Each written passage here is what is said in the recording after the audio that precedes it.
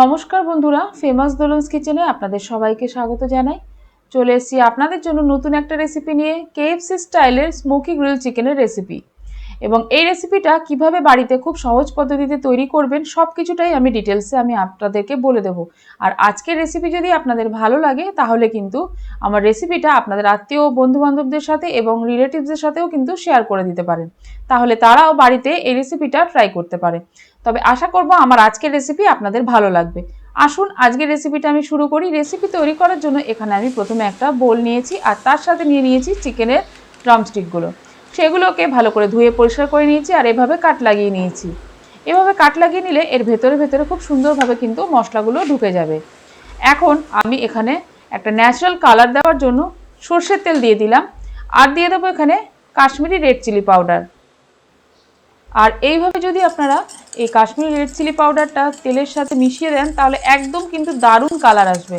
মনেই হবে না যে এটা নর্মাল একদম ন্যাচারাল কালার, মনে হবে যেন আর্টিফিশিয়াল আমরা ফুড কালার কিছু ব্যবহার করেছি। এবার দেখুন আমি চিকেনের লেগ পিসগুলোকে এর মধ্যে দিয়ে দিলাম। লেগ পিসগুলো ভালো করে মাখিয়ে নিচ্ছি। আর এই স্টেপগুলোকে ভালো করে ফলো করে করবেন, দারুণ কিন্তু তৈরি হবে, একদম কেএফসির থেকেও বেস্ট হবে। দিয়ে দিলাম এখানে লেবু, অর্ধেকটা পরিমাণ লেবু দিলাম যেহেতু এখানে 5 পিস মতো চিকেনের ড্রামস্টিক নিয়েছি। দিয়ে দিলাম এখানে জিঞ্জার আর গার্লিকের পাউডার, দিয়ে দিলাম গোলমরিচের গুঁড়ো, প্যাপ্রিকা পাউডার আর দিয়ে দিচ্ছি এখানে অরিগ্যানো। এবার ভালো করে কিন্তু মিশিয়ে নিচ্ছি। যদি আপনাদের কাছে জিঞ্জার গার্লিক পাউডার আর প্যাপ্রিকা পাউডার না থাকে কোনো অসুবিধা নেই, তার পরিবর্তে কিন্তু আপনারা নর্মাল রেড চিলি পাউডার আর জিঞ্জার গার্লিক পেস্টও ব্যবহার করতে পারেন। দিয়ে দিলাম পরিমাণ মতো নুন আর দিলাম এখানে ডার্ক সয়া সস। আর এরপর দিয়ে দিচ্ছি এর মধ্যে কেচাপ।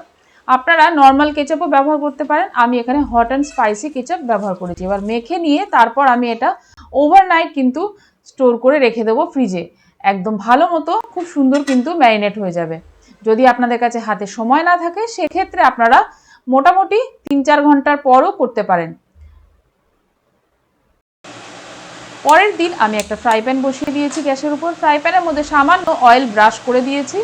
এবার এক এক করে আমি এই লেগ পিসগুলোকে দিয়ে দেব। এভাবে দেওয়ার পর ঢেকে বেশ কিছুক্ষণ কিন্তু রান্না করব, তাহলে এই যে জুস, এই যে ম্যারিনেট করে রেখেছিলাম তাতেই কিন্তু চিকেনটা খুব ভালো মতো সেদ্ধ হয়ে যাবে। দেখুন আমি ঢাকা দিয়ে দিলাম 5 মিনিটের জন্য। 5 মিনিট পর আবার ঢাকাটা খুলে নিয়ে আবার অপর দিকটা কিন্তু উল্টে দেব। আমার চ্যানেলে কিন্তু অলরেডি কেএফসি স্টাইলের ক্রিস্পি চিকেনের রেসিপি এবং বার্গারের রেসিপিও দেওয়া আছে, আপনারা চাইলে দেখে নিতে পারেন। আমি ডেসক্রিপশন বক্সে লিঙ্কটা দিয়ে দেবো অথবা আই বাটনে দেওয়া থাকবে, সেখান থেকেও কিন্তু দেখে নিতে পারেন। এছাড়াও আরও অন্য রকমের আমার স্টার্টারের রেসিপিও আছে, সেগুলোও কিন্তু আপনারা দেখে নিতে পারেন। আমি কিন্তু ডেসক্রিপশন বক্সে লিঙ্কগুলো দিয়ে দেবো অথবা আই বাটনে দেওয়া থাকবে, সেখান থেকে দেখে নিতে পারেন। দেখুন আমার কিন্তু চিকেন একদম খুব সুন্দরভাবে সেদ্ধ হয়ে গেছে। এবার আমি তুলে নিচ্ছি ফ্রাই প্যান থেকে। এখানে যাতে খুব সুন্দর একটা ডার্ক স্পটগুলো আসে একদম কেএফসির মতো, সেজন্য আমি এখানে একটা ফ্রাই প্যান ব্যবহার করব, গ্রিল ফ্রাই প্যান। যদি আপনাদের কাছে গ্রিল ফ্রাই প্যান না থাকে সেক্ষেত্রে কিন্তু নর্মাল এই যে আমি যেভাবে করলাম ফ্রাই প্যানে, এভাবেও কিন্তু আপনারা করে নিতে পারেন। টেস্টের কোনো তফাৎ হবে না, শুধু জাস্ট দেখার সৌন্দর্যের জন্য। এবার দেখুন আমি ফ্রাই প্যানের মধ্যে সামান্য অয়েল ব্রাশ করে দিয়েছি প্রথমে, তারপর এক এক করে এই লেগ পিসগুলোকে দিয়ে দিচ্ছি। এই লেগ পিসগুলোও কিন্তু বেশ একদম লো ফ্লেমে বেশ কিছুক্ষণ হতে দেব। তার উপরে আবারও আমি বাটার কিছুটা করে ব্রাশ করে দিচ্ছি। আর আপনারা চাইলে কিন্তু বাটারের পরিবর্তে কিন্তু নর্মাল সাদা তেলও ব্যবহার করতে পারেন। দেখুন আমি অপর দিকটা আবারও উল্টে দিচ্ছি। উল্টে দেওয়ার পর আবারও আমি কিছুটা বাটার এর উপরেও এরকম ব্রাশ করে দিচ্ছি যাতে খুব সুন্দর জুসিনেসটা থাকে। দেখুন আমার কিন্তু একদম রেডি হয়ে গেল।